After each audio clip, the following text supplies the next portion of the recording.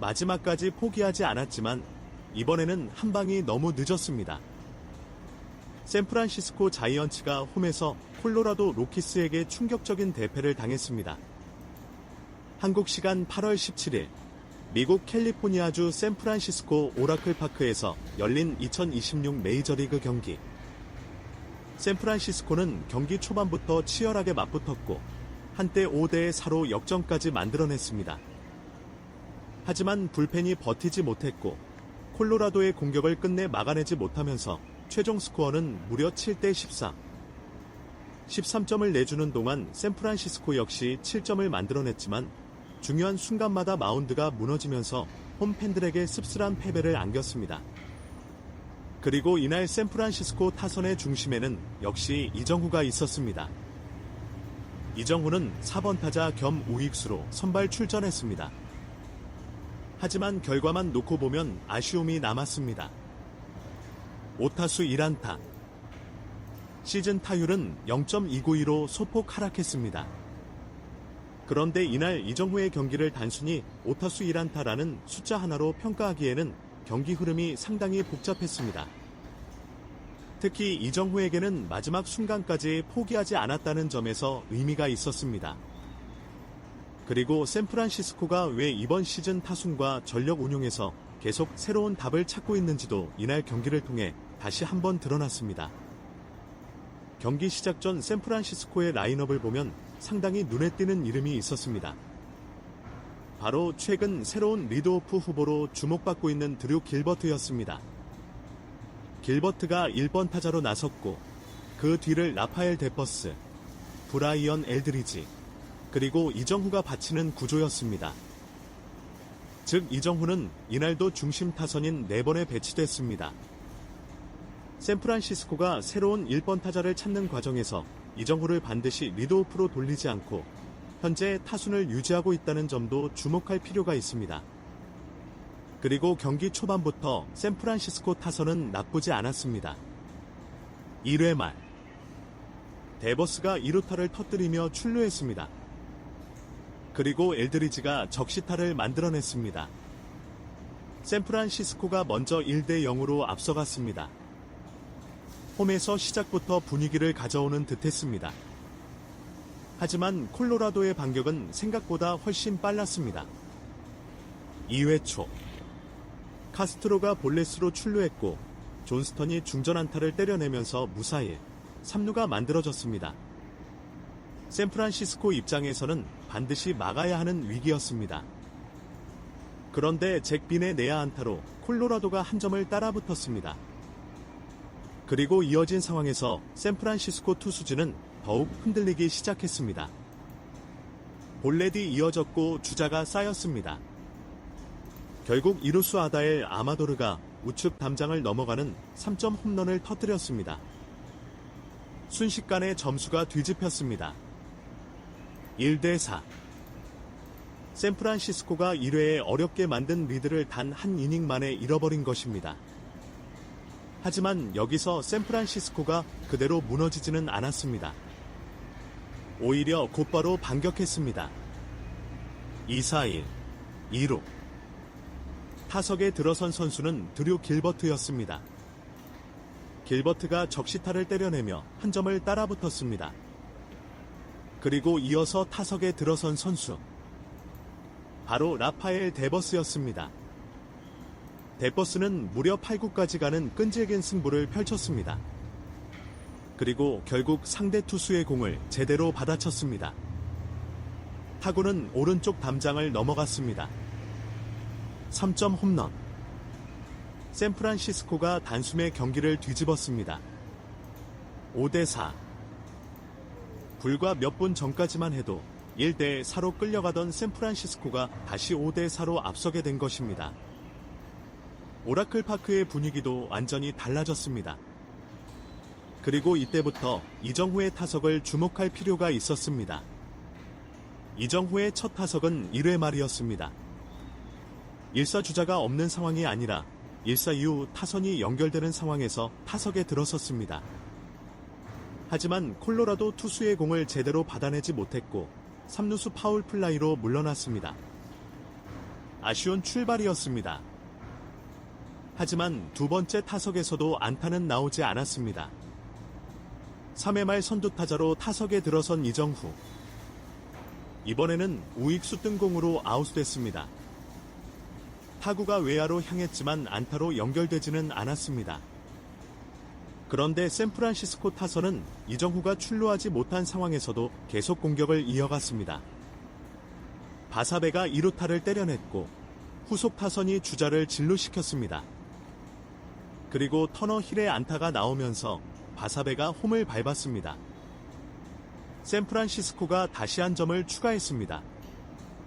6대4. 경기 흐름은 다시 샌프란시스코 쪽으로 넘어오는 듯했습니다. 이때까지만 해도 충분히 승리를 기대할 수 있었습니다. 샌프란시스코 타선이 계속해서 점수를 만들고 있었기 때문입니다.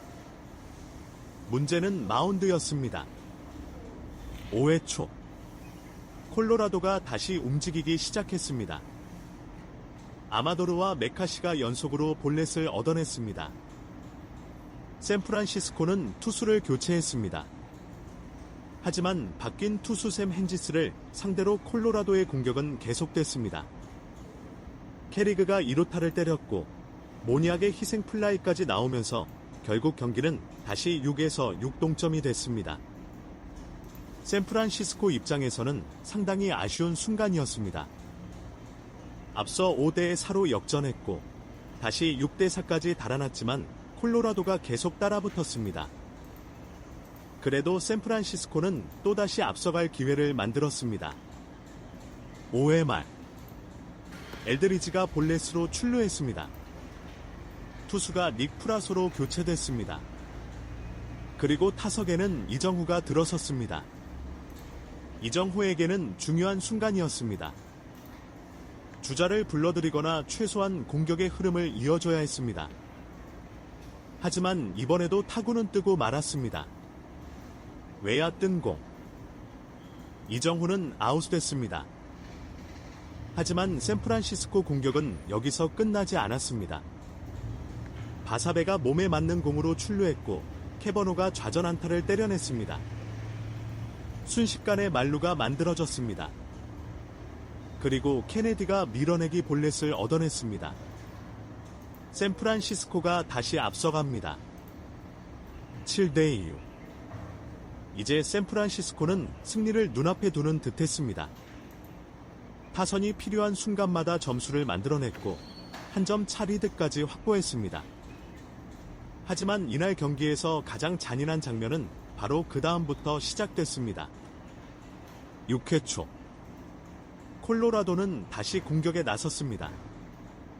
2-4-2 3루. 샌프란시스코 입장에서는 아웃카운트 하나만 잡으면 위기를 끝낼 수 있는 상황이었습니다. 그런데 폭투가 나왔습니다. 공이 빠져나갔고 주자가 홈으로 들어왔습니다. 7대7. 다시 동점. 그리고 이것으로 끝이 아니었습니다. 아마도르와 메카시가 다시 볼넷으로 출루했습니다. 만루가 됐습니다. 샌프란시스코 마운드는 또다시 압박을 받았습니다. 캐리그의 몸에 맞는 공이 나오면서 밀어내기로 한 점이 추가됐습니다. 그리고 모니악의 내야 안타까지 나왔습니다. 순식간에 상황이 완전히 뒤집혔습니다. 7대10. 샌프란시스코가 7대6으로 앞서던 경기가 불과 한 이닝 만에 7대10이 됐습니다. 이때부터 샌프란시스코는 공격에서도 점점 힘을 잃기 시작했습니다. 그리고 이정후 역시 다시 타석에 들어섰습니다. 6회 말 2사 1루. 샌프란시스코가 다시 추격의 불씨를 살리기 위해서는 출루가 필요했습니다. 하지만 이정후의 타구는 다시 외야로 향했고 이번에도 우익수 뜬공으로 물러났습니다. 이정후에게는 이날 네 번째 타석까지 안타가 나오지 않았습니다. 5타수 무안타가 눈앞에 다가오는 순간이었습니다. 하지만 경기에는 아직 마지막 장면이 남아 있었습니다. 그리고 그 마지막 장면에서 이정후는 끝까지 포기하지 않았습니다. 7회 초 콜로라도는 다시 한번 샌프란시스코 마운드를 두드렸습니다. 그리고 이번에는 더욱 결정적인 한 방이 나왔습니다. 설리반의 3점 홈런. 점수는 순식간에 벌어졌습니다. 7대 13. 샌프란시스코가 다시 따라가기에는 너무나 큰 점수 차였습니다. 홈팬들의 분위기도 급격하게 가라앉았습니다. 이제 남은 것은 사실상 경기 종료까지 최대한 점수를 좁히는 것뿐이었습니다. 그런데 9회 말 1사 후 타석에 들어선 이정후가 다시 한번 기회를 맞았습니다. 앞선 4타석에서 안타가 나오지 않았지만 마지막까지 집중력을 유지했습니다. 그리고 이번에는 달랐습니다. 상대 투수의 공을 제대로 받아쳤습니다. 타구는 가운데로 뻗어갔습니다. 중전 안타. 드디어 이정후의 안타가 나왔습니다. 경기 마지막 이닝에서 만들어낸 귀중한 안타였습니다. 결국 이정후는 이날 5타수 1안타로 경기를 마쳤습니다. 시즌 타율은 0.292로 소폭 내려갔습니다. 하지만 이 안타가 중요한 이유가 있습니다. 최근 좋은 흐름을 이어가던 이정후에게는 단순한 숫자 이상의 의미가 있었기 때문입니다. 끝까지 타격감을 놓지 않았다는 신호였습니다. 문제는 후속 타선이었습니다. 이정후가 출루했지만 콕스가 헛스윙 삼진으로 물러났고 캐버노도 투수 땅볼로 아웃됐습니다. 그렇게 경기는 종료됐습니다. 샌프란시스코 7대 13 콜로라도. 타선은 7점을 만들었지만 마운드가 13점을 내주면서 결국 홈에서 무너졌습니다. 그리고 이날 경기를 바라보는 팬들에게는 또 하나의 질문이 남았습니다. 이정후를 앞으로 어디에 배치해야 하는가? 최근 샌프란시스코는 트레이드 마감 이후 새로운 리드오프를 찾고 있습니다. 그 과정에서 이정후가 가장 확실한 후보 중 하나로 평가받고 있지만 현재 타순에서 더 편안해 보인다는 분석도 나오고 있습니다. 실제로 이날도 이정후는 4번에 배치됐습니다. 반면 새로운 1번 타자로 나선 드류 길버트는 최근 강렬한 인상을 남겼습니다. 그렇다면 샌프란시스코는 이정후를 한 번으로 올려야 할까요? 아니면 지금처럼 중심 타선에 두는 것이 맞을까요? 그리고 이날 5타수 1안타를 기록한 이정후의 타격 흐름은 앞으로 어떻게 변하게 될까요? 이제부터가 더욱 중요합니다. 왜냐하면 이정후에게는 아직 시즌이 끝나지 않았고 3할이라는 숫자 역시 완전히 사라진 목표가 아니기 때문입니다.